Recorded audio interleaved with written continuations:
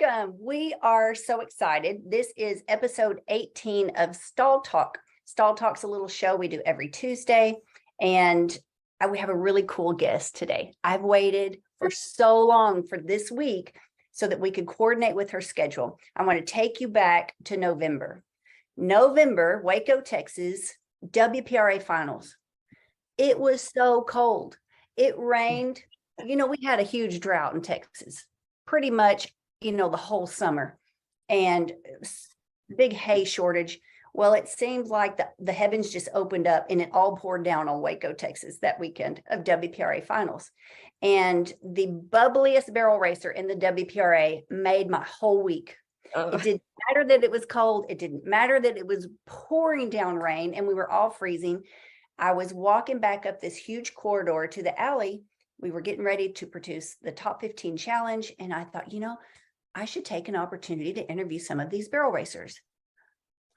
What a godsend. I run smack into Pascal Sylvain, and you had just made your run. So you were in the finals. You made it to the short go of the permit race, correct?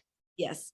Yes. And you had just come barreling down the alley, stopped your horse, stepped off, and I threw a microphone right in front of your face. And that was the first time I really got to, I guess, engage with you up close and learn about you and hear a little bit about your story. And I was like, wow, what have I been missing out on all of this time? So I'm so excited you're here. Pascal Sylvain and my co-host, Martin Patella of lifeenthusiast.com, our moderator, Lori Roth, and we've got some interactive members here from Stall High. Welcome, everybody. Pascal, have you always been so bubbly? How do you do it? I think yes, I've been always positive, but I feel it's something I remember, like when I'm 33. So when I was in my early 20s, it's something I really want to change because I was negative and stuff. And when I did that mental change, God opened me so many doors in life, and and now it's the way to go for me. It's not fake. It's just like you get through all the worst day of your life, so you can go through what's going on right now. It's not going to be easy, but you can go through it. Mm-hmm. Well, you make it look easy. It's not. I think if for people who just meet you or they get to see you, as a passerby at a rodeo or a barrel race or at one of your jewelry events, they might think, oh, well, like I could never be like her. Like she must have been born that way. She's so outgoing and she's so positive and so optimistic. Were you aware that you were negative, or did something happen to point that out? I think I was just in point of my life. I believe you belong somewhere in life. Okay. So I'm born and raised in Canada, Quebec, French. It's the accent. And I was working as a social worker there for child services for 3 years. I have my bachelor degrees. I thought everything in my life was lined up, all by the book thing.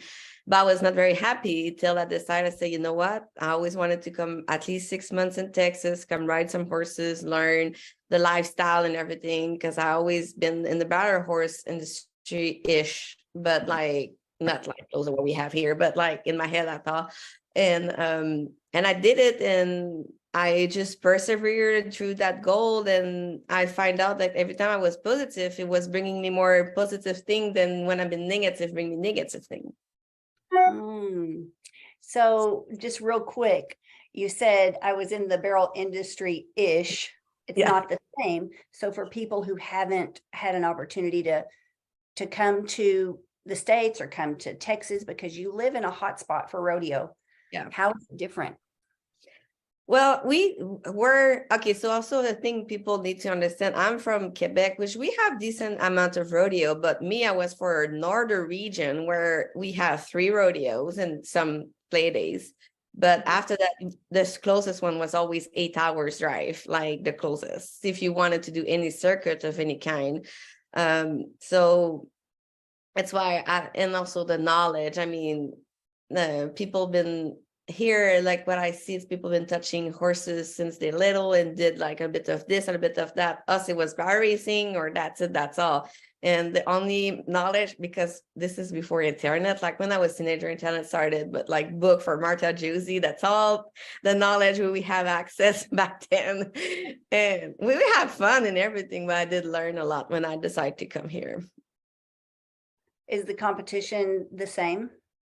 We do have good, decent horses, but I would say the amount of, like, of course, I think, I don't want to be bragging, but I think Texas is the place to be. It's a hot spot, like you said.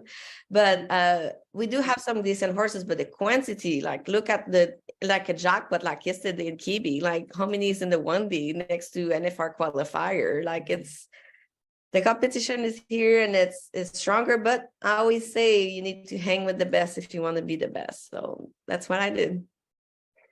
All right. So when was your first WPRA entry? When did you decide I'm going to do this? I'm going to buy my WPRA permit and I'm going to go for it.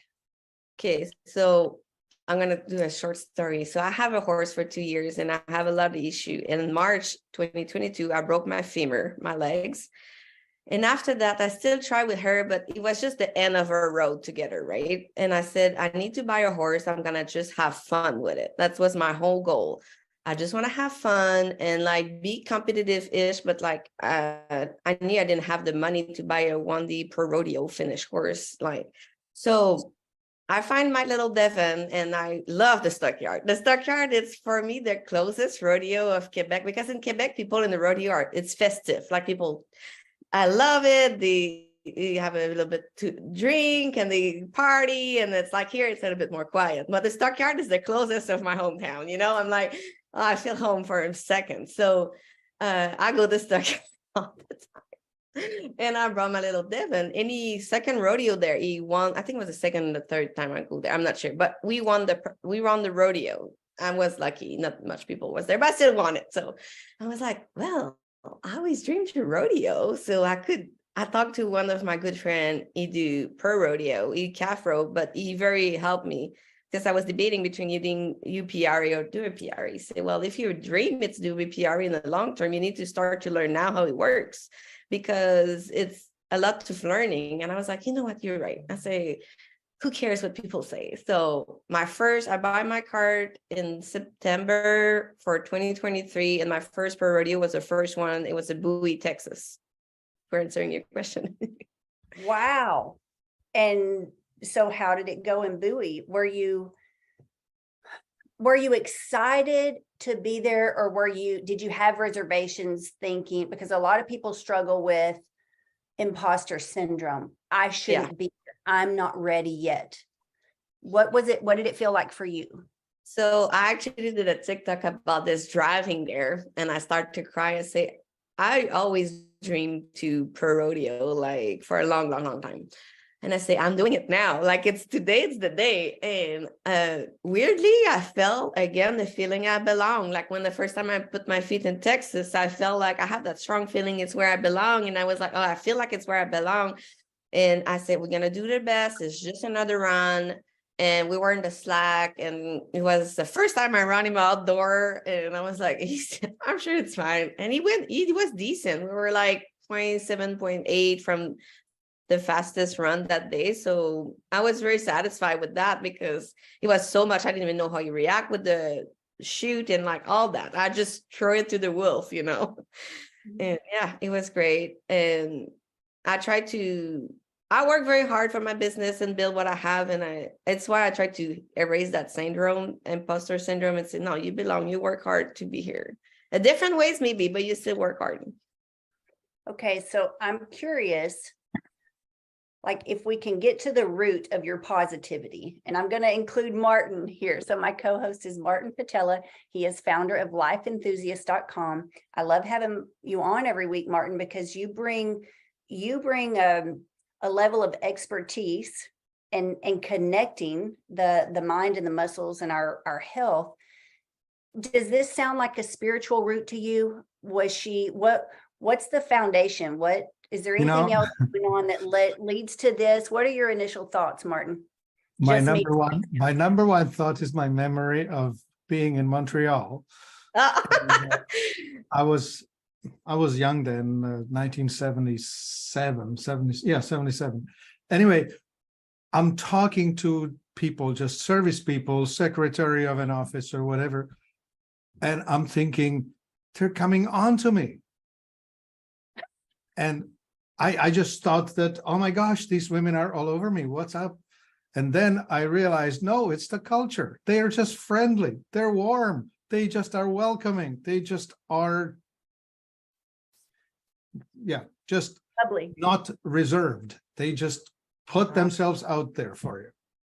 Yeah, makes sense. So So is that's that how I perceived the Quebecois, the French culture. They were just embracing everyone, right? So Okay. I find that when Pascal talks about her positivity, I think it comes to her from the culture. I think it's that the people in Quebec in general are warmer than others. Like I had the opposite experience in New York, where I'm walking down the street and it's like elbow in the side and get the F out of my way, and just totally selfish, self-centered, as opposed to the flip of out there for you experience. Okay, Pascal, rub off on me, please. Rub off on all of us. We want some of that.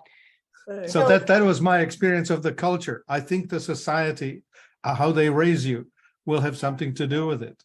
And you've discovered it with horses, how you train them, right? You get back what you put in. Yeah. Mhm. And I think with children, it's the same thing, right? If you get nurture and care, you will be self-assured more so than other ways. I mean, you can have negative experiences, especially when you hit high school. You will come into this terrain where it becomes very competitive and very negative, especially for Pascal's generation. I mean, this growing up with Facebook and whatever else on the phone, it has to be the hardest thing possible, Mhm. right? And Pascal, you mentioned that Cowtown was the closest reflection of your home environment. So do you feel like your culture helped prepare you for success? Um, I would one say thing just I for can giving, just for giving, not for success. That has not much to Okay. do with it. Putting But yourself out there. that's a how weak you way. approach people is that you approach them with essentially your heart in your hand, as opposed to with a whole lot of armor. Yeah. I trust, like, and that makes total sense, because I try to give the benefit of the doubt that everybody have good in them. Of course, I'm going to protect myself in a way, but like I try to think everybody think positive all the time. I guess that makes total sense. I'm agree with this. Yeah. We I want you grew up in a household with my father who was as negative as you can be. He always pointed at people and saying, you watch, he's going to steal something, or he's going to fail, or whatever, right? And of course, every one of us will have a bad day. We will either be caught in a little lie that we'll try to fix with a bigger lie, or whatever it is that will do wrong instead of doing right. Yeah. And so he would always just wait for someone to fail, say, see, I told you. Yeah. That and makes it's sense. hard. It's hard to get out of a negative rut. So Martin, you talked about that before, like the mental rut that we can get in. So Yeah. Pascal, I do applaud you for making a decision to get out of whatever rut you were in, and not just changing your mindset. You changed everything. You changed your location, your lifestyle, My your language. employment. I didn't speak English when I came here.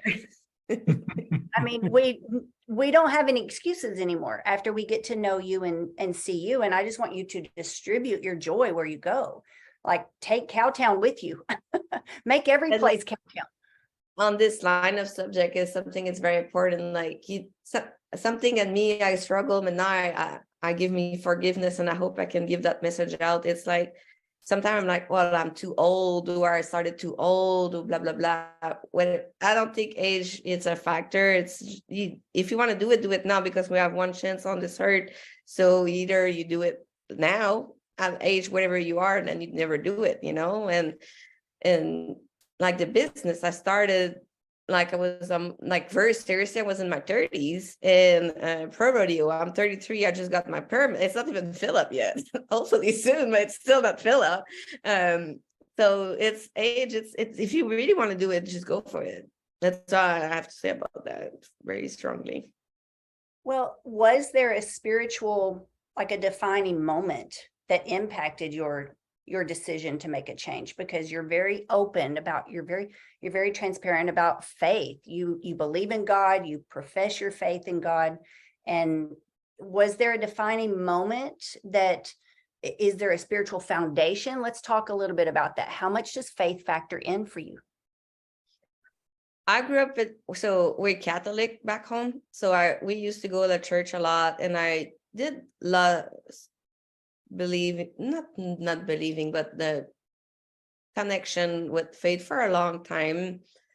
Here it's stronger, and the way y'all see the faith is, for me, connect more with who I am Catholic. It's like, it's this or that, or like it's more sin, and it's more always negative for me, the way I experience it anyways. And here I love how we, like Cowboy Church example, how we talk about God. And I remember one thing was very marking for me. It's when I went to a funeral here. It was so different. And us, it's like, again, by the book, it's always the same thing. Whoever is there, and you just put the name of the person, that's unpersonal. And this, when I came here and I see how personal it is, and how you can be personal in your faith here, I should talk about it. Yeah. It's where I recreate my connection with God. And I also have a accident, like I should probably, like I've been lucky, I wasn't with my truck, and I stay alive. And it's where, for me, was like, okay, God is real, and God want me here. What you gonna do with your life? And you need to stop losing your time, because I was in the past of a lot of struggle.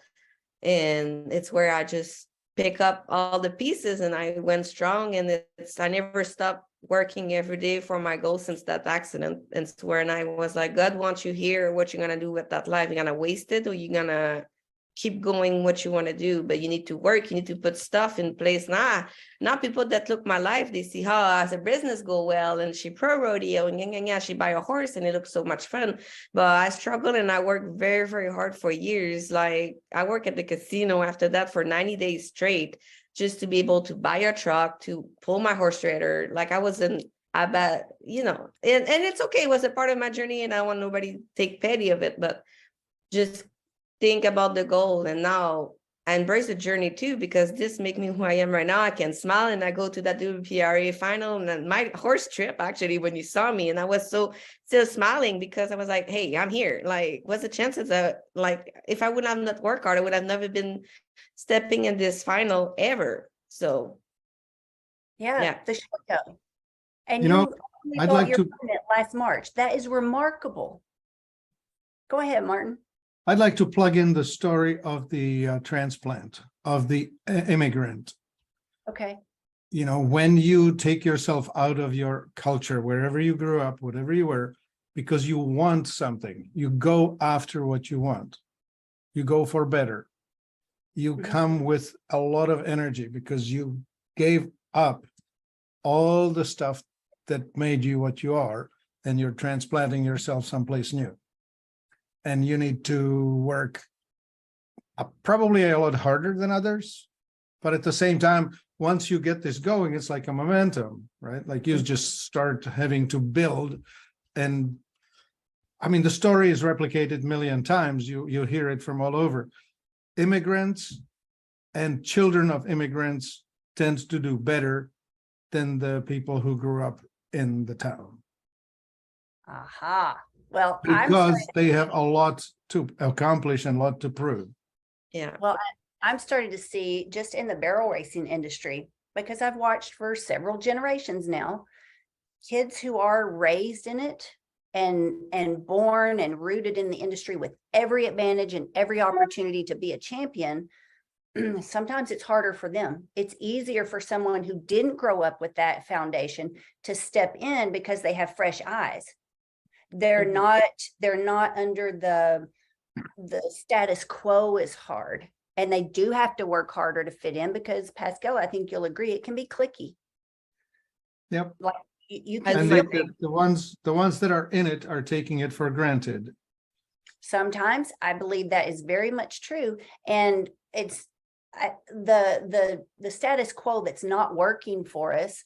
Well, number one, we're not always willing to look and see and admit that it's not working. And if it's working like right now at this level, why change? So I think it's really hard to unlearn, to take responsibility and unlearn things. Whereas somebody who steps in new for the first time, they don't have the struggle of unlearning the wrong ways.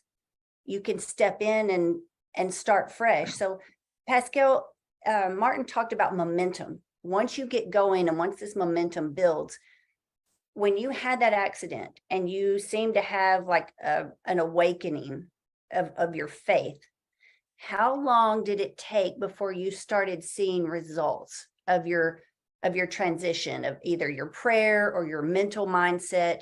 When did you start to notice that it was working? So I talked with someone very close to me, and because I told her, why am I not dead, blah, blah, blah, stuff like that. And she already talked hard to me. And that conversation, and the same day, like the 24 hours, I feel like, and I find out, I told myself, God wants you here. And I get up and I work to get out of the situation I was stuck in, build back what I have. And it went pretty fast. And every little reward, like you see, hey, I saved that, like I have a goal, like I make a plan. And with I have hand goals, like I have goals, still so many, but every goal have a little plan and a little step-by-step thing and a bigger word and a step-by-step thing, like everything go by step. And it's how I work it. Like I was looking at I still look at those big goals I see in my future, but I go step by step. You cannot go there to there. Did you have someone mentor you? Did you have, like, how did you know to break it down into little steps and treat it, as obtainable goals, so you didn't get lost in the weeds, so to speak? I watch a lot of podcast. I listen to a lot of podcasts, YouTube, self-development. Not all the time. It's a by period, and this really helped me in experience. And a lot of people influence me in a way. I don't have one specific I can name right now, but in the meaning, I didn't do it by myself though. No, it's not what I want people think, but it was like an influence of a lot of people at the same time. Let's talk about finance. Yeah. People want to know how do they get to where you are? You talk about this horse. Now, you mentioned before you started telling us about Devin, that's the gray horse we see you on, right? Okay. You mentioned I didn't have money to go buy a 1D finished horse, but then bam, you start winning right away. Yeah. How did that happen? I got lucky on this one. I want the people know I got lucky on that find because he was not advertised as is. He was advertised for the price I paid for. He was a good horse, and I know I have a lot of my friends or people I know say, I wish I could find a Devin. I got lucky. I want to put this out there, and they are there though.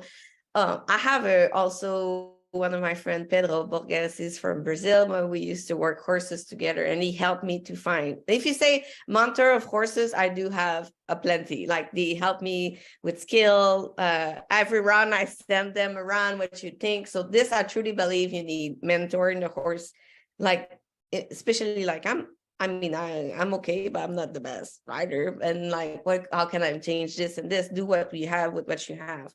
But financially, for your question, it started with the casino, and I have my side hustle, and after that the jewelry, and after that I just grow the jewelry. And I knew because I worked 3 years for a world champion here, so I was in the industry in a way, in futurity, and I saw those rich kids having all the money in the world and do nothing with that. Like they could have went everywhere. The parents was ready to pay. Some did, but some, it was so ended to them, they didn't take the chance, or maybe it was not what they wanted to do, and it's okay. But I was like, okay, I know I'm never gonna have that kind of money handing to me. So what else can I do? You need to build something that's gonna bring you the money to do what you want to do, because courses ain't cheap. Like, we know that. Like, just keeping it at the place. I'm not saying even buying one. I'm just like keeping it in shape, go to the vet and all those things. It's expensive. Right. But you make it work. When you really, really want it, I think you can make it work. What made you decide jewelry? Which, by the way, every time you put your hand near the camera, I'm like, ooh, just sing, because I'm a huge turquoise fan. So what made you choose jewelry and specifically turquoise? So I started 2012 in Canada. When I finished my degrees, I even started a master, but it was not, because in the winter you can do nothing. You cannot ride your horse. Where I was, we didn't have cover arena. Like, it was the horses in outside and surviving in the winter. And I was like, God, this is long. And I was done with school. So I was like, I always love it. Fashion, like looking fancy or too much over the top. This is me. Like, I assume myself. And I started for fun to do jewelry, and I was looking everybody in the US and Texas style jewelry, because we have nothing then there. eBay was the only place you could buy stuff back then, like in 2012. So I started to do that. And when I came here, I always did it for helping. And my style of jewelry very involved. And I started to work. I was so scared to start to work with turquoise, because it's a more expensive stone to work with, than I used to work with sea beads, which is like glass beads. It's like, you can buy it for Hobby Lobby for $1.99. You know what I mean? So I trust the process and started, and people, it's where they hey, we like what you do. And I work a lot with this. And I don't know, maybe in 5 years, my style's going to change. I strongly believe I can do it though, because in 10 years I do that. So my style evolve all the time. So yeah. Where did you start selling originally? So Facebook back then, Facebook page was fun back then. It was easy to manage. After that, they block us. So like, we need to pay to be there. So I follow everything. I have Facebook group, my Instagram, Etsy. It was my first real platform. Create a website, create a wholesale website. I'm on Faire. And now TikTok. I'm a content creator now. You need to, when you sell online now, you need to be 50-50, like create the content and make the content, And yeah, Pinterest, being all social media as you can think about them, they're probably there. When do you sleep? Actually, I don't have kids and I don't have a husband, so I am not perfect, and my house is a mess. So what does your horse schedule look like then? Because you've already talked about your schedule, which is pretty insane, just keeping up with the rapid growth of, how do you pronounce your business name? The Bijou Fab. So The bijou, jewelry in French. Okay. Jewelry. I can't even say jewelry, right? Bijou Fab. It's amazing. I'm so proud of you, and I'm so happy for the rapid growth. You were just at WESA. You were just at Dallas Market with your own brand and your booth, and it was just decorated beautiful. And you were there, and we walked by. You didn't even have time to really talk because there were so many people there. Yeah, I'm very blessed. I have a lot of people that love their brand, love the personality, I guess, the bubbly thing, and love you. That's why we want to support you. That's why we want something that you create, so that it'll rub off on us, right? And I saw your post about wanting now to be in National Roper Supply, NRS, which I think is a by the way, on their part. Yes, they DM me on TikTok, so my trick worked. I was like, this is a smart idea. Smart girl. All right. So you reached out. Tell us about that. People may not know the story, and they may be like, how did she get NRS to pay attention to her? So I saw that TikTok that people want to be represented by a brand, a TikTok trend once again. And I was like, oh, I could do that and say, it says like day one, trying to have an artist noticing me. And it was day one yesterday. And I have like only 1,000 views, but I have so many people that say, because when you're in the industry of wholesale, like I am, you make a lot of friends in the wholesale that know who buy from. So I have a couple of those that contact the buyer from NRS. I have friends that knew who work at NRS, and it just and NRS sent me a DM and asked for more information, which I did, and finger crossed, but at least my feet, like they know who I am now and they follow me. Well, we're excited for you. The last time I was at NRS, I think I took, Lori, how many hats did I take that day? Like 9 hats to NRS? Yeah, I think so.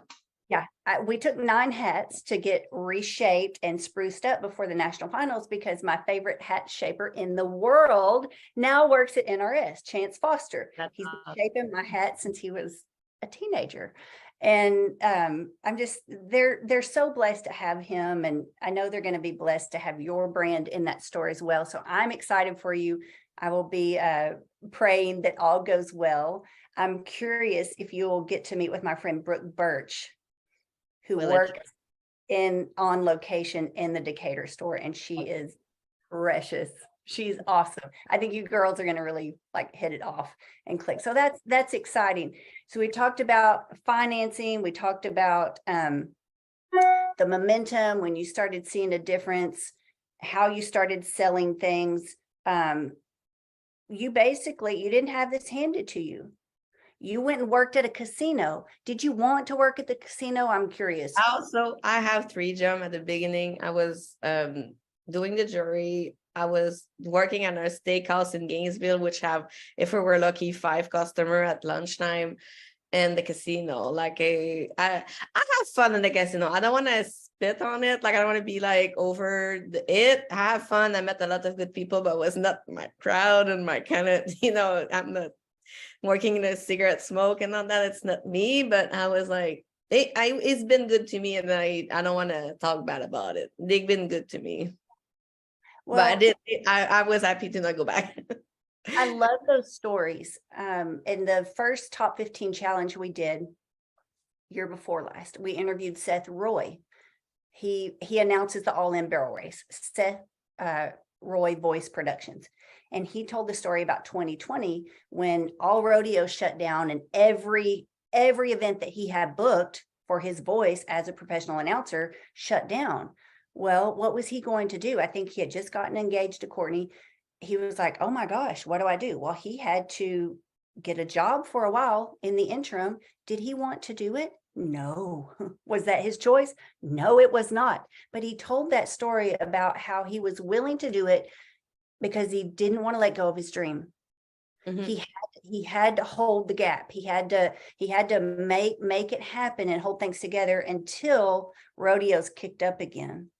And I don't know, you did mention some kids that just don't take advantage of the opportunity, where you see other people who would just love to have an opportunity. I think some of us just feel stalled. For me, I didn't realize I was as negative as I was until somebody pointed it out, Pascal. When I was in college, I vividly remember my friends getting on to me. I was apparently in a foul mood. It was such a behavioral routine for me. I really didn't know it until one of my best friends spoke up and said, we love you to death, but you're getting on our nerves. So either knock it off right now or we're going without you. Oh, but those are real friends. Yes. And I'm so glad that she just kind of snapped me out of it and helped me step back and reflect how I was thinking, what I was saying, why was I stuck in a negative loop anyway? And that was a really pivotal moment for me in my early 20s. That's when my own faith kind of came to fruition. I didn't really have faith before then. I had religion. I'd been exposed to religion. You grew up in a Catholic environment. I grew up in a Southern Baptist environment. Martin, I don't know if you've told me about your upbringing, faith, spiritual. I grew up in a police state behind the Iron Curtain, where the religion was the communism. The church was banned, it was bad, and yet, believe it or not, I ended up growing up studying Buddhism, yoga, I grew up, I mean, my mom is a Holocaust survivor, Jewish. Oh. And but she was so mad at her God for having put the entire race through that she wanted to have nothing to do with it.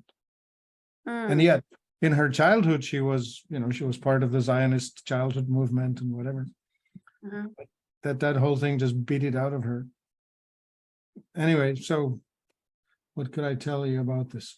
I was raised in scientism, the religion of science, Mhm. which I totally reject. Why do you reject it, Martin? Well, you see, religion is what's left after spirituality leaves the room. Say that again, please. Well, religion is based on rituals. And Pascal talked about that. The Catholic Church is really big on rituals. They have established their, the mass is done this way, and you stand up, you say this, you sit down, then you da da da da da da da. It's like a rock concert where the audience sings with the rock star, except it's pre-scripted. Mhm. And there's very little spirituality itself within it. You don't get closer to God. You just simply do your ritual with your neighbors. Mm. Nailed it. So was it your health journey, Martin, that changed things for you? No. I don't know. I'm not from this world, I'm just passing through. Well, we're glad that you're sharing your time with us. Yeah, no worries that.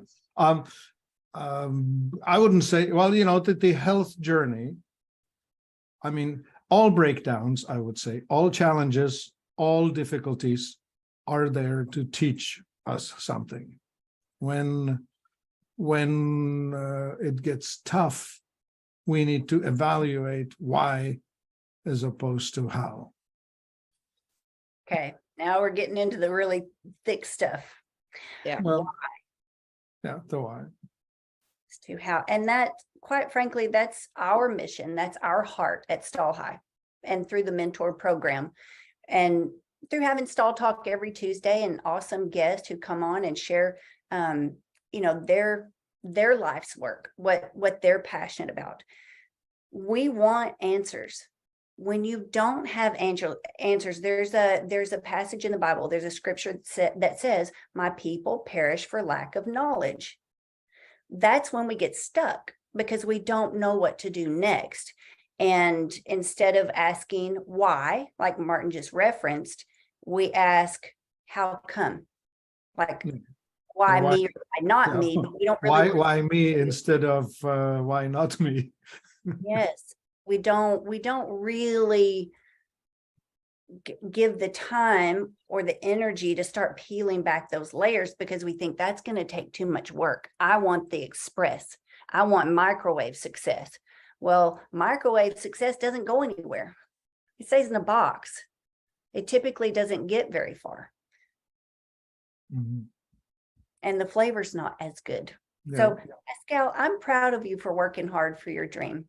Lori, do you have anything to input on this conversation? You've been in the background this week, been really quiet. Well, yes. So I think what he just said hits the nail on the head. That people, instead of asking why me, which is what we all have a natural tendency to do, that's a really good new and challenging thing to get yourself to, is to ask, why not me? I believe you're right. When you go through challenges and tough spots, my personal belief is that most of the time it is to build us up, right? To build our strength, build our resilience, teach us new things that are going to propel us into what we're supposed to be doing. And I think if you really, if you can get yourself to avoid throwing your hands in the air, but take a step back, take a, like you say, the 30,000-foot view and ask, okay, what am I supposed to learn from this? Why is this happening? What caused this? How can I grow and do better? I think that's where it's at. So asking why not me seems like a really far out there idea, but I think that's a great way to put it. And Yeah. knowledge is empowering. So when we do find answers, let's just take here every week, Tuesday for an hour, we put our heads together, we have a meeting of the minds, and we all walk away with something new. So we've all empowered ourselves by investing a few minutes, 60 minutes. And you would be amazed. I heard a story the other day, and this is really impressive to me, and I feel like I can relate in some way. It told a story about an entrepreneur that, I think he was a dentist, actually. He went to a conference in Japan, if I remember the story correctly. He listened to one technique. It was not his technique. It wasn't new to the world, but he brought it back to the States and he started incorporating it. And it caught on like wildfire. He had people flying from all over the country just to see him for this one procedure. And so that one conference, that one investment of one trip changed the trajectory of his life and his business, and like things started to happen for him. For me, it was one conference. One conference. I got so rocked and so challenged in my faith and the way I was going about presenting my faith to the world and what I was doing about business. Of all things, it was a conference on entrepreneurship for believers. So kingdom and entrepreneurship. And it really made me stop, pull back, and just rethink, why am I doing things this way? What's working? What's not? And what do I really want to accomplish when it's all said and done? Pascal, I love that you said that. I'm ahead of you, my dear, on the birthdays, on the birthday list. And you said you're not getting any older, neither am I. Make it happen. Don't accept the stall, guys. How can we help you? Stall High exists to help you rethink the way you're doing it now. And if we just help you take one baby step out of that stall, wherever you feel stuck or stifled, that's what this whole community exists for. Pascal, do you have any closing thoughts you want to share before we? Something that he said about why not me, like we talked a little bit in the more negative thing, but in the positive thing, if it resonates to me, is like, why not me going to do a PRA, doing stuff, or why not me having my business, and why not you, whatever, and then sir, whatever you want to do in your life there. It's vice versa too. It hit me very hard when you say that. So I appreciate that, because I remember I said that to me, hey, why not me? When I win my first check for rodeo, I was like, why not me? Like, I did it. Like, why not me? So yeah. How did you celebrate when you won your first WPRA money? What'd you do with it? Oh my God. But it was not that much. And I'm a little bit crazy about the vet. So I went on the vet bill stuff. And that's part of it, Yeah, I want my friend, Devin is my horse, he's my friend. I want him to feel good. Like, I ask so much from him. I need to make sure I put everything in place for him to feel good. Is there anything special that you do to keep yourself healthy? That's my last question. That's my challenge that I am struggling with my own. Like, I know what to do to be healthy and do all that. And I think you need to love who you are as you are, but you need to also make the best version of yourself. And it's where I'm stuck, and I need to work on, because I work so hard on the business and everything, and it's excuses, but that's my challenge. We all have challenge. I'm not perfect, and I have my own demon, and that's mine. And it's what I'm working on right now. That's what I help people with. I teach that. Yeah, and, well, I need to talk to you. And it's an interesting thing is what happens is that the culture that you grow up with could be wrong for you. So when you learned about food, it could be mismatched with your genetics. And then when you transplant yourself into this new terrain, again, the society offers shortcuts. Businesses in general sell you things that are the easy buttons. They are the easiest things to get, but they're seldom the right thing. You know, it's like the easy road is seldom the right road. Yeah. And the easy meal is not the healthy one. And, you know, the bag of chips that you can grab in a store on your way, so you can eat that on the way in the truck, is probably not contributing to health, right? And stuff like that. And so it will take preparation. My favorite teacher of personal development was Stephen Covey. And in his book, 7 Habits of Highly Efficient People, or Effective People, one of those things he said was always begin with the end in mind. So it's sort of visualize yourself on the other side of the river being the whatever's between you and where you want to be, and then build your bridge back, like in your mind, right? What are the steps I have to go through before I am like that? So, for example, if you want to be like slim like Kendra, you need to be asking Kendra, what does she do in her life? And you can emulate that, right? Like you can be, oh, what does she do? Oh, well, I'll do that. As And opposed to whatever doesn't support you. But then Kendra got her nose rubbed in her negativity, right? What did she need to learn about her mental states? Like we talk about that too, right? Acid versus alkaline. The overly acidic person gets a lot done, but is not so pleasant to be around. The more alkaline person is very friendly, jovial, and bubbly, but tends to be having a hard time getting out of bed in the morning. Things like that. I mean, we can manage that. Food can manage that. Supplements can manage that. And of course, we can manage it in our approach, right?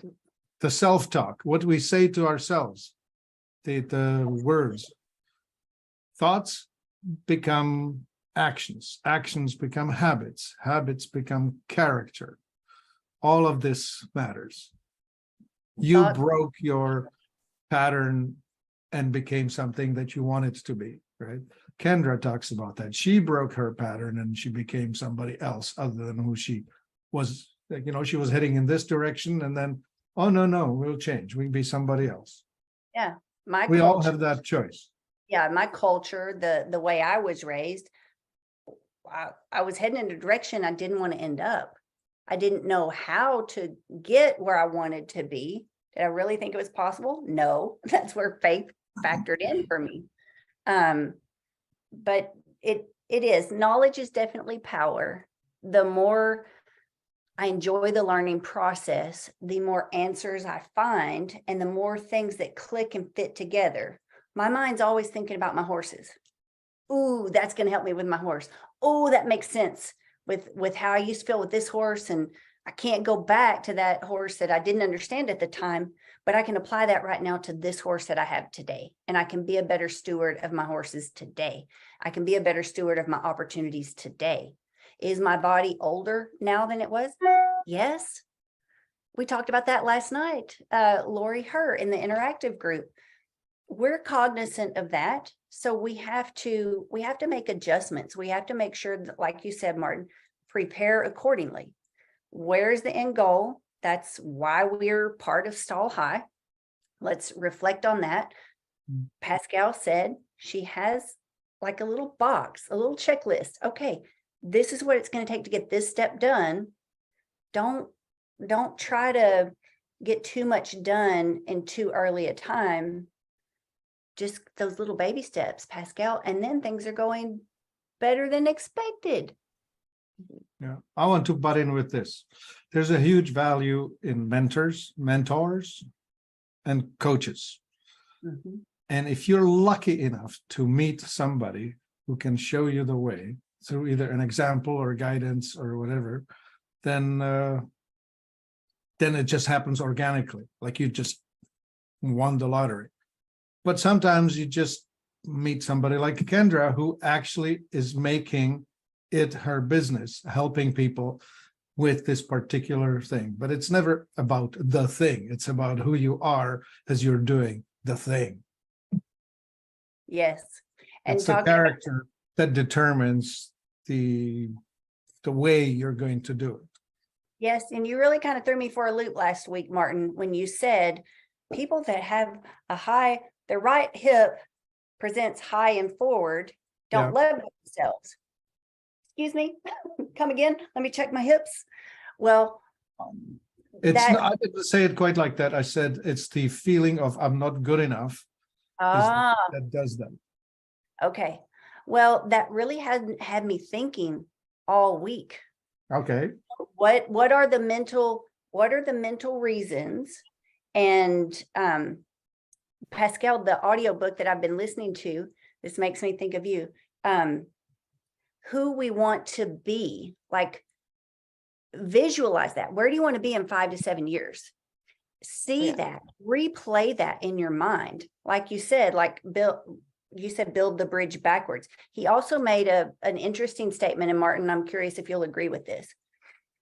People who are positive and people who are engaged, they are actively working toward their goals and their dreams coming to fruition. They tend to be physically healthier than those who are not. I have an analogy to that, which is this. Happiness is found in a pursuit of a worthy goal. And happy people tend to be healthier than the unhappy ones. Mhm. Negativity is projected onto the immune system. Fear suppresses repairs and health. Mhm. So when you're in the positive frame of mind, which happiness is, and it's found in a pursuit of a worthy goal, then number one, you need to have a goal. Number two, you need to have a commitment to pursuing it. Then the health will follow you there because you will be motivated to be healthy. So Okay, Pascal, think big. what's the goal?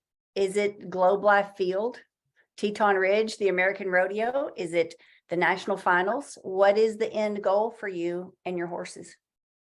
So I'm the manifest, like talking about what we want and see. I believe in that 100% what y'all were talking. But I'm still a little bit scared to say out loud the final big goal, because I believe in me, but not so much.